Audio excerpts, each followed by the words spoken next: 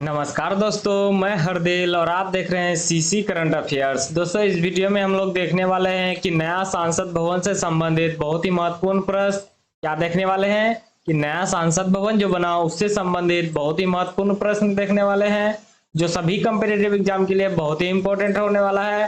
तो दोस्तों, वीडियो में आगे बढ़ने से पहले आप अगर इस चैनल पर नए हैं तो इस चैनल को सब्सक्राइब करें और इस वीडियो को लाइक जरूर करें। चलिए देखते हैं क्या क्या हम लोग के पास प्रश्न जो नया संसद भवन से संबंधित है। ठीक,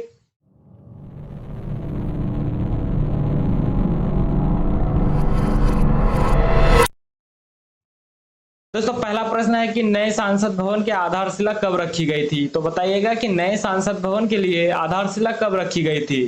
चलिए बता दें हम आपको कि इसका आंसर हो जाएगा 10 दिसंबर 2020। याद रखिएगा आप लोग, 10 दिसंबर 2020 को नए संसद भवन की आधारशिला रखी गई थी। ठीक, यही है नया संसद भवन। देख लीजिए आप लोग, त्रिभुजाकार है। ठीक, याद रखिएगा आप लोग। चलिए देखते हैं अगला प्रश्न क्या है हम लोग के पास।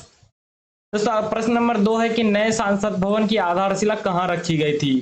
चलिए बताइएगा कि नए संसद भवन की आधारशिला कहाँ रखी गई थी। तो चलिए बता दें हम आपको कि नए संसद भवन की आधारशिला नई दिल्ली में। याद रखिएगा आप लोग, नई दिल्ली में नए संसद भवन की आधारशिला रखी गई है। ठीक, चलिए देखते हैं अगला प्रश्न क्या है हम लोग के पास। दोस्तों प्रश्न नंबर 3 है कि भारत की नई संसद भवन के लिए आधारशिला किसने रखी थी। तो चलिए बताइएगा कि भारत की जो नई संसद भवन बना तो उसका आधारशिला किसने रखा था। चलिए बता दें हम आपको कि कौन रखा था। तो नरेंद्र मोदी। याद रखिएगा, भारत का प्रधानमंत्री है जो श्री नरेंद्र मोदी, उसी ने नए संसद भवन के लिए आधारशिला रखी थी। ठीक, चलिए देखते हैं अगला प्रश्न क्या है हम लोग के पास। दोस्तों प्रश्न नंबर 4 है कि नया संसद भवन कितना क्षेत्रफल में फैला हुआ है। चलिए बताइएगा कि नया जो संसद भवन बना तो वो कितना क्षेत्रफल में फैला हुआ है। चलिए बता दें हम आपको कि इसका आंसर हो जाएगा 64,500 वर्ग मीटर में। ठीक, याद रखिएगा आप लोग, 64,500 वर्ग मीटर। ठीक, चलिए देखते हैं अगला प्रश्न क्या है हम लोग के पास। दोस्तों अगला प्रश्न है कि भारत की नए संसद भवन का आकार कैसा है। तो चलिए बताइएगा कि भारत की जो नए संसद भवन बना तो किस आकार में। तो चलिए हम आपको इससे पहले भी बता दिए कि त्रिभुजाकार में। याद रखिएगा आप लोग, त्रिकोणीय। ठीक, इसका आंसर हो जाएगा त्रिकोणीय। ठीक, आप लोग यहाँ पे देख सकते हैं कि नए संसद भवन जो है तो त्रिकोणीय आकार का है और जो पुराना है तो गोलीय आकार। ठीक, याद रखिएगा आप लोग, गोलाकार में है पुराना संसद भवन, यही बगल में दिया हुआ है। पुराना संसद भवन गोलाकार में और नया संसद भवन त्रिकोणीय आकार में। ठीक, तो चलिए देखते हैं अगला प्रश्न क्या है हम लोग के पास।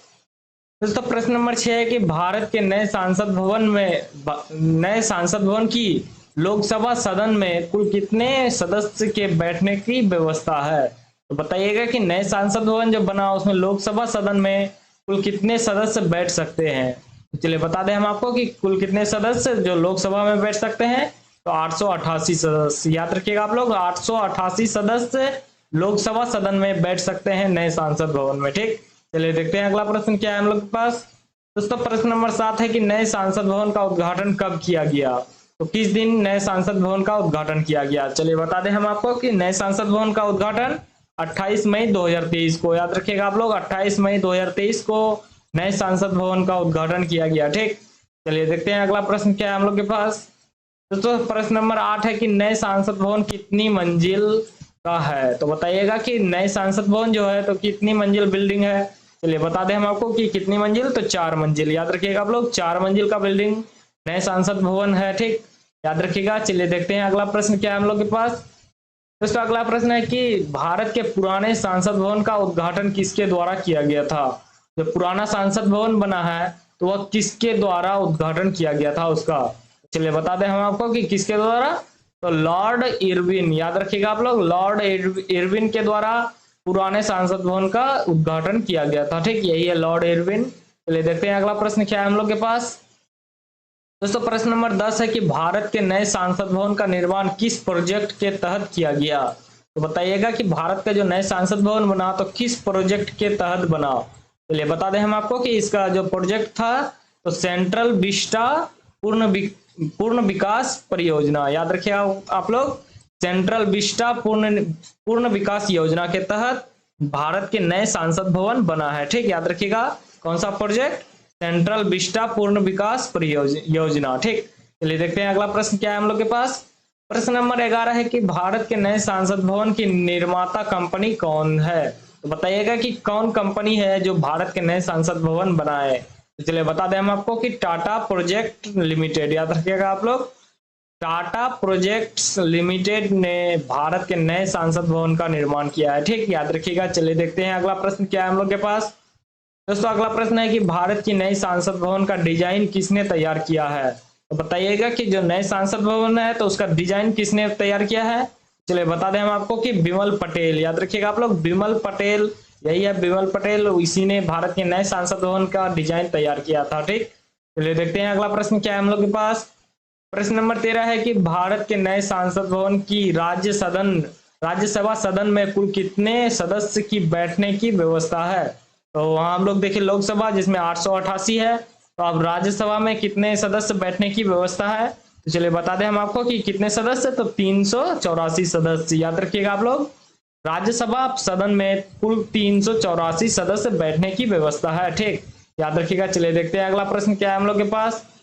दोस्तों प्रश्न नंबर 14 है कि भारत की नए संसद भवन के संयुक्त सत्र में कुल कितने सदस्य बैठ सकते हैं। तो बताइएगा कि भारत के जो नए संसद भवन बना उसमें संयुक्त सत्र में कुल कितने सदस्य बैठने की व्यवस्था है। तो चलिए बता दें हम आपको कि कितने सदस्य, तो 1272। ठीक, याद रखिएगा आप लोग, 1272 संयुक्त सत्र में बैठेगा नए संसद भवन में। ठीक, बैठने की व्यवस्था है। ठीक, चलिए देखते हैं आगे आगे क्या है हम लोग के पास। दोस्तों प्रश्न नंबर 15 है कि नई संसद भवन का उद्घाटन भारत के आजादी के कितने वर्ष बाद किया गया। तो बताइएगा कि जो नई संसद भवन बना तो भारत की आजादी के कितने वर्ष बाद उसका उद्घाटन किया गया। तो चलिए बता दें हम आपको कि इसका आंसर हो जाएगा 75 वर्ष, याद रखिएगा आप लोग। 75 वर्ष बाद भारत के नए संसद भवन का उद्घाटन किया गया। ठीक, याद रखिएगा। चलिए देखते हैं अगला प्रश्न क्या है हम लोग के पास। दोस्तों प्रश्न नंबर 16 है कि भारत के पुराने संसद भवन का डिजाइन किसने तैयार किया था। तो बताइएगा कि भारत में जो पुराने संसद भवन है तो उसका डिजाइन किसने तैयार किया था। तो चलिए बता दें हम आपको कि इसका आंसर हो जाएगा हर्बर्ट बेकर, याद रखिएगा आप लोग। हर्बर्ट बेकर ने, यही है हर्बर्ट बेकर जिसने भारत के पुराने संसद भवन का डिजाइन तैयार किया था। ठीक, याद रखिएगा। चलिए देखते हैं अगला प्रश्न क्या है हम लोग के पास।